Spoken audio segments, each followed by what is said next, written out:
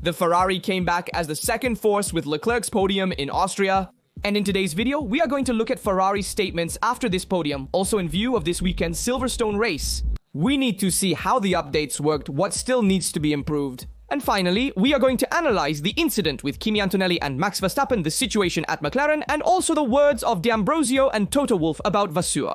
Before we start, I remind you to leave a like to support the videos on the channel. With that said, let's get started right away. It's not a triumph, it's not yet time to celebrate. But it's clear that Ferrari in Austria has sent a signal. And this time it's not an isolated flare-up like in Monte Carlo, but something more concrete. The Red Bull Ring weekend showed us for the first time an SF25 that finally reacted. And it did so under tough conditions, extreme heat, technical track, and an unreachable McLaren. But Leclerc's podium and Hamilton's fourth place are worth much more than what the numbers say. The new bottom worked. This is the key point, not just on the stopwatch, but in the drivability of the single-seater. For the first time in weeks, Charles and Lewis got out of the car without frustration. No complaints over the radio, no post-race sulking. The first real technical step forward of this troubled season. Yes, McLaren was on another planet. Norris and Piastri had a race of their own, but the final gap from Leclerc 19, 5 seconds after 70 laps, is much less than expected. Only 0.3 per lap, and Ferrari maintained a solid, steady, and credible pace. The collapses seen in Canada are far away, as are the temperature and balance crises. And behind, Mercedes has disappeared. Russell was never in the game, and Hamilton has become competitive with Ferrari, although he is still looking for his balance, especially in the braking area. But we'll look at it later. Leclerc explained the situation well. We pushed, we degraded, but we never have regrets. He lost time in the first stint, certainly 6 seconds left on the road with a full tank, but in the end he kept pace with the leaders, losing less than 4 seconds in the last 16 laps. That's where the growth of one is measured. Machine when The weight drops and only stride, balance, and traction matter. Hamilton, for his part, has shown important signs he's on Leclerc's pace and getting closer. He's working independently on the setup. He's abandoned the copy and paste approach and is moving the SF25 towards a configuration more suited to his style. It's not a detail, but a turning point. In the second stint, he even asked if it would be worth trying to race with just one stop. We saw the communication between Riccardo Adami and Lewis Hamilton, but the pit wall immediately stopped this idea. No risks, we stick to the plan. A conservative but sensible decision. At that moment, as D'Ambrosio also confirmed the McLarens were far away, Russell was behind. We preferred not to invent anything and bring home a third and fourth place that is good for Ferrari in the Constructors' Championship. And at the end of the race, he also acknowledged that it was the right choice, but there is still a technical note that leaves some doubts. The continuous use of lift and coast also in Spielberg, despite there being the risk of brakes, as in Canada we saw this massive use of lift and coast. In Ferrari, is it a limitation, a structural problem, or a compromise to work on? In any case, it's not something that can be ignored. The result in Spielberg propels Ferrari to second place in the Constructors' Championship. But the real question is, will it be a one-off or the start of a great comeback? The answer will come soon, because Silverstone is already on the doorstep this weekend, and then Spa, where new updates are expected. 2 completely different circuits, 2 serious test benches. If Ferrari confirms the growth, then the second part of the championship can become much more interesting than what we've seen so far. The team isn't claiming victory, and they're right to do so. But one thing is clear, for the first time in months, the paddock is looking at Ferrari with respect again. The car has improved, the drivers are pushing, and development hasn't stopped. In short, the podium is not enough, but it's a start. In fact, this Ferrari podium is very important for the growth of this season. Leclerc also confirmed it. There's too much to do. Lift and coast, especially in managing the balance and tire management, but also temperature management, brake management. And this lift and coast is not easy to manage. In the race, Leclerc stated, "I had to control the car, especially in the first stint." But this lift and coast management is crucial at this moment to try to extract the maximum potential from the car. This is what Leclerc said, and it is not something to underestimate. Because the car works well, however, if you manage the temperature of the brakes and the tires. Continuing to work on the lift and coast, otherwise the car comes out of the ideal temperature window and does not work as it should. In fact, Charles also added it was crucial to bring home the podium, also working on this lift and coast. But that's not enough. We still need to solve this problem, work hard to try to do even better in the second half of the season. The team's priority is to try to bring home the victory. However, this is a first step in the right direction, and we also had confirmation from the track. A very technical track, difficult to manage, with a lot of tire wear and high temperatures. And the goal is victory. And Charles also said that Silverstone could be an ideal track for Ferrari, but let's also hear from Lewis Hamilton. Hamilton finished 4th in Austria, but behind that seemingly solid result hides a problem that has been dragging on for weeks. The brakes. Once again, the Englishman found himself battling not only with his opponents, but also against his SF25. And this time, unlike in Canada or Imola, the problem exploded in a race where Ferrari was truly the second force. On the fast lap, Hamilton was there in qualifying, he brushed the front row, and without a small mistake in turn 6, he would have made it, the pace. It was there, the confidence too, but in the race, everything changed. The Red Bull Ring is a track that stresses everything, tires, engine, and especially brakes. And on this point, Hamilton was very clear. He had to manage the brakes from the early stages. Once again, he lost time. I said it without mincing words. I've been pushing for a long time to get them fixed. This is not ideal. And the balance? Worse. Understeer, little feeling in the curve, a car that did not support him. After the initial overtaking on Russell, beautiful on the outside from the 1st to the 6th curve, his race became an internal battle, not against Charles, but against the SF25. He put it himself. After that duel with George, everything seemed under control, but then the balance collapsed.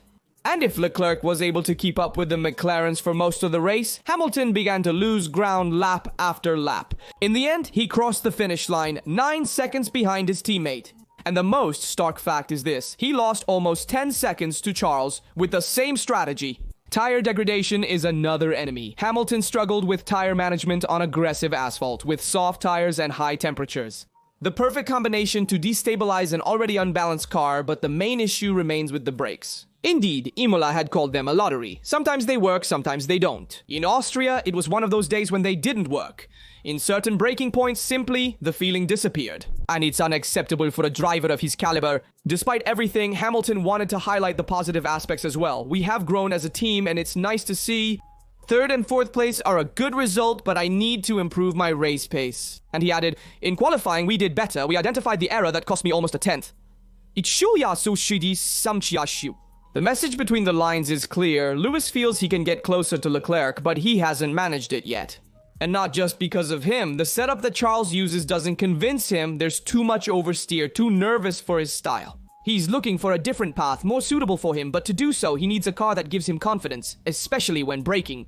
The SF25 has improved, yes, but not for everyone in the same way.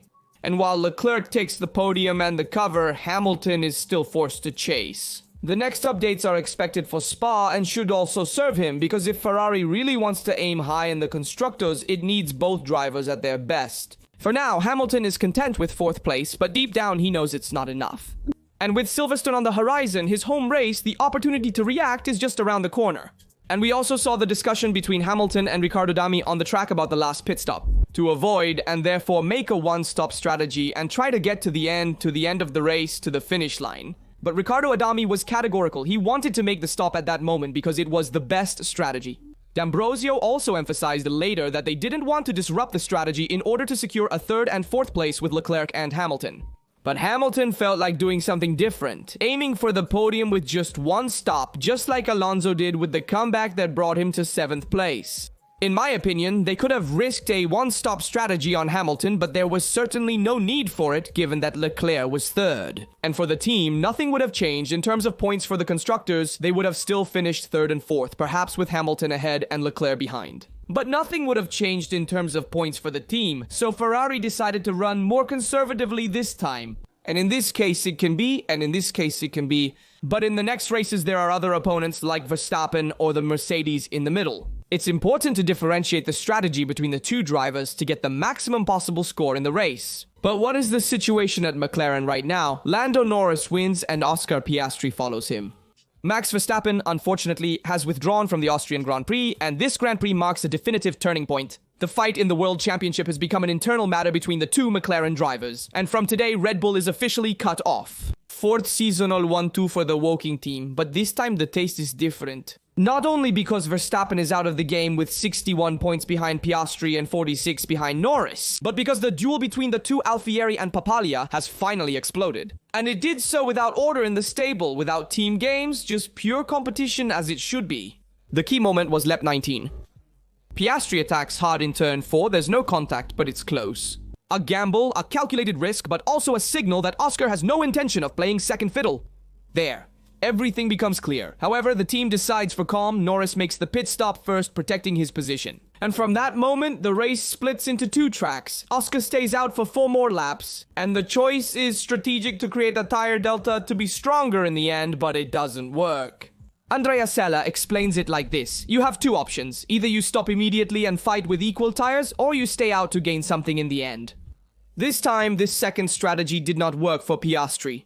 Surely at McLaren they chose to differentiate the strategy to avoid direct clashes on the track, and this is evident. And Andrea Stella has stated that he is proud of how his drivers raced. In fact, after that little risk in turn 4, Piastri immediately apologized over the radio, but the goal for both is to try to win the title at the end of the season. Now comes Silverstone, home race for Norris, an attack race for Piastri. The best car is now clearly the McLaren. We have to see which of the 2 will manage to win the title, because Norris has made up a lot of ground on Piastri in the recent races, and we've said it many times, be careful because Austria is a track that favors Norris. And he proved it right from the free practice with superior pace, pole position in qualifying, and then victory in the race. But the real question is, how will Norris react in the upcoming races? Will he be able to keep up with Piastri, who still remains first in the drivers' standings? And how will the team manage internally? A track clash between the 2. There could also be a double withdrawal of the McLarens. Watch out for this possibility. But let's also talk about the track clash between Antonelli and Verstappen, because it sparked some debate. Silverstone awaits Kimi with a 3-position penalty after the clash with Max Verstappen on the first lap in Austria. The young man from Bologna got out of his damaged Mercedes and locked eyes with Max. Anything could have happened then. Instead, something surprising happened. No screams, no accusations, no fingers pointed. Verstappen, a 4-time world champion, approached and simply asked, "Was it you?" And when he realized that yes, it was indeed Antonelli who had hit him in turn 3, he reacted calmly, respectfully, with almost a mentor-like attitude. He saw a talent who had made a mistake and absolved him on the spot, without resentment. Then, at the microphones, he said, "I've reviewed the images, these things happen, everyone has been through it, Kimi is a great talent and will learn from this." And it's a strong signal, because when Verstappen treats you like this, it means he understands who you are, especially who you can become. On the regulatory front, however, the commissioners were inflexible. The incident happened and the responsibility was clear. No discounts, 3 grid penalty positions at Silverstone for Kimi, and it's a perfectly fair decision, according to many. Antonelli locked the rear tires, trying to avoid contact with Lawson, and hit Verstappen's Red Bull, both out of the race. The rules are clear. Even if it's the first lap, if you don't involve others and you're directly responsible, you pay. Kimi put everything honestly without looking for excuses, but the verdict doesn't change. Now we have to see at Silverstone if Kimi will be able to react after this mistake of his. And it's a sacrosanct mistake for a talented young driver like Kimi. We also remember how Max made a lot of mistakes when he was in Red Bull. When he was in Toro Rosso in 2015, also in Red Bull in 2016, 2017, 2018. At the beginning of your career, it's normal that you need more experience. And so you go beyond the limit to find the limit to impose on yourself, to stop and not to exceed in the race. We remember Max raced in an improper way in 2021 when he was anything but an immature driver. On the contrary, he was already advanced in his career and had been racing in Formula 1 for 6 years. Kimi is just in his first year of Formula 1. Let's give him time to mature also on these aspects on the track. And if we go back to the images, I think, a trivial mistake that even he himself, in my opinion, if he did it 100 times, he would avoid it. But it happens. At that moment, he wanted to force a braking. He locked the rear and unintentionally hit Verstappen. I want to conclude the video by bringing you a statement from Toto Wolff, who says, defending Vasseur, "If I weren't there, I would take him to Mercedes. Attributing the responsibility for the failure at Ferrari at this moment for this season, not to Toto Wolff, but to the internal management. And it comes the clearest message, as Toto Wolff said, let him work. Jean-Toto took 8 years to win a title, and no one can build something solid if it is questioned every 6 months. Fred is straightforward, competent, doesn't play politics, and knows where he wants to take the team. Continuity is needed, not hysteria. A significant statement. Such an explicit endorsement from a direct rival is rare in Formula 1. And perhaps this could help Vasseur to maintain continuity in Formula 1 for the coming years. Let me know in the comments what you think about the Austrian race and how you see the next race at Silverstone, especially for Ferrari. I'm curious to read and respond to all your comments. As always, I remind you to leave a like, subscribe, and turn on notifications, so you don't miss any videos that come out here on the channel. I'll leave you with some related videos here from Rastaduto. See you next time.